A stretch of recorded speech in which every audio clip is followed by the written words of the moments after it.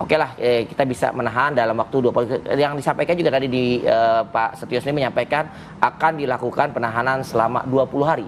Beliau tidak menyampaikan ada tambahan 40 hari. Berarti di situ ada keyakinan bahwa perkara ini bisa selesai minimal paling cepat dalam 20 hari. Ya bila ada keterlambatan masih ada lah 40 hari. Tapi tadi Pak Setio tidak menyampaikan tambahan waktu tersebut. Jadi saya rasa ini udah KPK sudah cukup yakin, sudah punya alat bukti sehingga akhirnya baru ditetapkan Pak Hasto ditahan di KPK kemarin sore ya seperti itu. Baik, kalau dari KPK kan mungkin secara hukum sudah sesuai menurut KPK. Tapi kalau timingnya ini, momentumnya ini bertepatan sekali nih dengan pelantikan kepala daerah kemarin. Nah kalau dari Bang Mas Adi sendiri apa ini dampaknya ini ke depan? Apalagi kita tahu ya ada surat edaran untuk penundaan kepala daerah PDIP mengikuti retret di Magelang.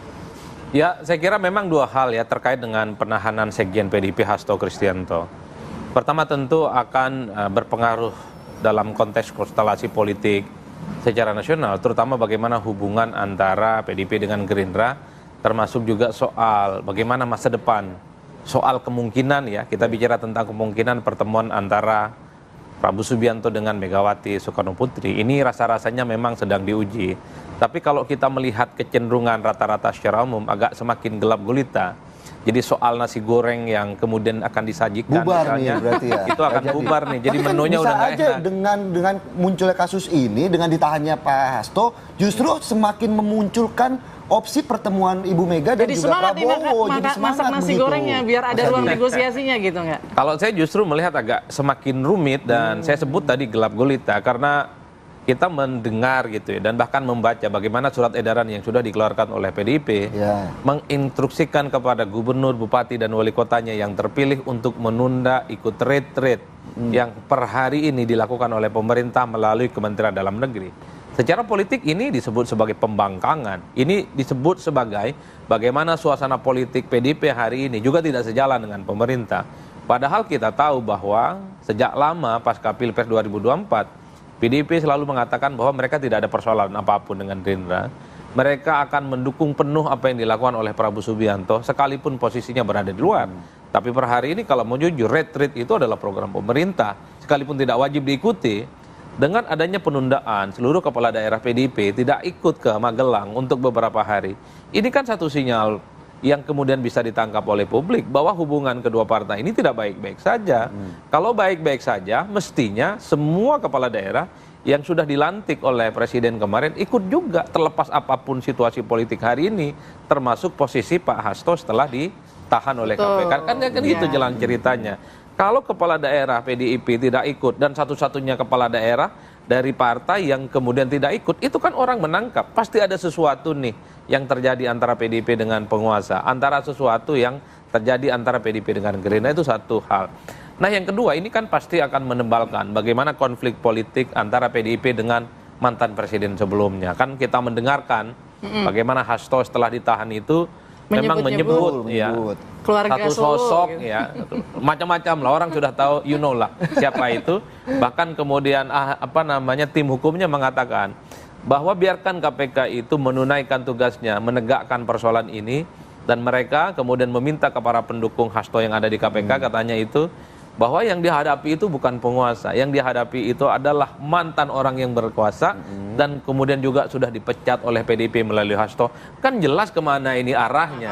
Artinya apa? Ini tentu selalu dikait-kaitkan dengan perang saudara antara PDIP dengan mantan-mantan kadernya. Dan tentu saja mantan kader yang berkuasa, Mas Bro ini pasti tahu siapa.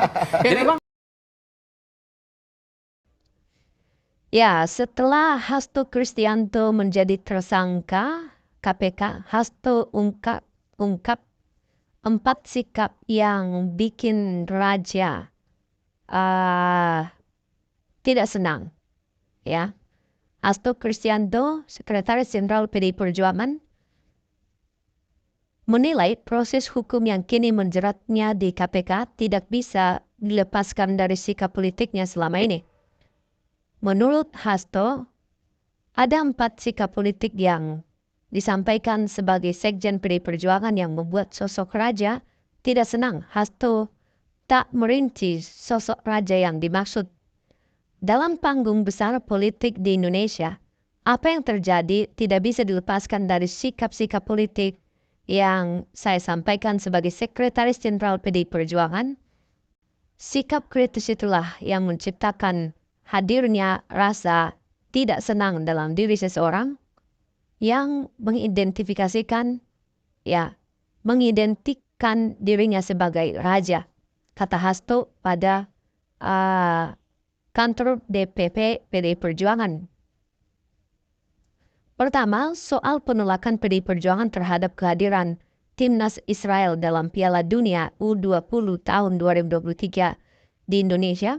Sikap ini menurutnya berpijak pada konstitusi sejarah serta prinsip kemanusiaan yang telah menjadi komitmen Indonesia sejak Konferensi Asia Afrika 1955 di Bandung. Sikap terbukti benar. Akhirnya bukan hanya Ibu Mega dan PDI Perjuangan yang kokoh dalam prinsip, namun dunia pun kemudian mengutuk Israel atas kekejamannya di Gaza, ujar Hasto. Kedua, soal penolakan PDI Perjuangan terhadap wacana perpanjangan masa jabatan Presiden Jokowi atau 3 periode. Prinsip yang dipegang oleh Ibu Megawati Soekarno Putri berpijak pada Undang-Undang Dasar 1945 Pasal 7 yang menyatakan bahwa masa jabatan presiden dan wakil presiden hanya 2 periode. Akhirnya, seluruh masyarakat sipil, mahasiswa, dan akademis menolak hal ini. Inilah Satyam Eva Jayate yang kedua. Ketiga, kritik dari PDI Perjuangan terkait putusan Mahkamah Konstitusi MK nomor 90 tahun 2023 soal syarat usia pendaftaran capres dan cawapres.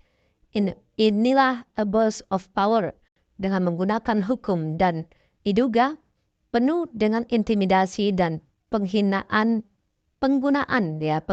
kekuatan kapital akibat campur tangan Presiden Jokowi dan Ketua MK Anwar Usman. Keempat, soal sikapnya yang mengkritik penyalahgunaan bantuan sosial, bansos, dan mesin yang bukan partai politik dalam pemilu 2024.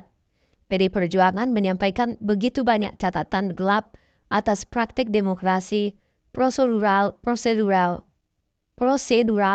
yang berwatak otoriter populis ini. Dalam kesempatan itu, Hasto mengaku menghormati KPK yang punya tugas memberantas korupsi, namun ia menyebut banyak kasus besar lain yang harusnya ditangani oleh KPK. PDI Perjuangan dan seluruh rakyat Indonesia akan memberikan dukungan penuh terhadap KPK jika benar-benar memberantas korupsi pada kasus-kasus yang merugikan keuangan negara tersebut. Saya bukanlah pejabat negara dan tidak ada kerugian negara terhadap kasus tersebut. Hasto bersama advokat PDI Perjuangan Doni Tri Istiqomah ditetapkan KPK sebagai tersangka pada akhir tahun kemarin. Keduanya diduga terlibat dalam tindak pidana suap kepada mantan komisioner KPU Wahyu Setiawan untuk kepentingan penetapan PAW anggota DPR RI periode 2019 hingga 2024 Harun Masiku. Hasto dan Dondi belum ditahan oleh KPK. Selain Harun, Hasto disebut KPK juga mengurus PAW anggota DPR RI periode 2019 sampai 2024 daerah pemilihan Dapil 1 Kalimantan Barat, Maria Lestari. Selain suap, Hasto juga dikenakan pasal perintangan penyidikan. Hasto sempat mengajukan gugatan pra-peradilan atas penetapan tersangka itu, namun Pengadilan Negeri Jakarta Selatan menyatakan tidak menerima permohonan itu.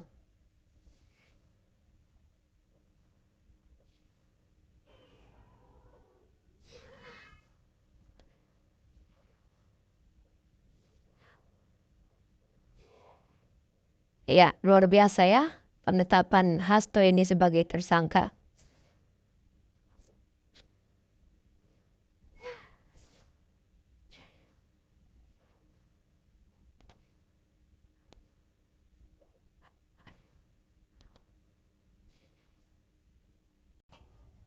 Nuansa politiknya memang sangat kental sekali sih dalam penetapan dan penangkapan Hasto Kristianto ini.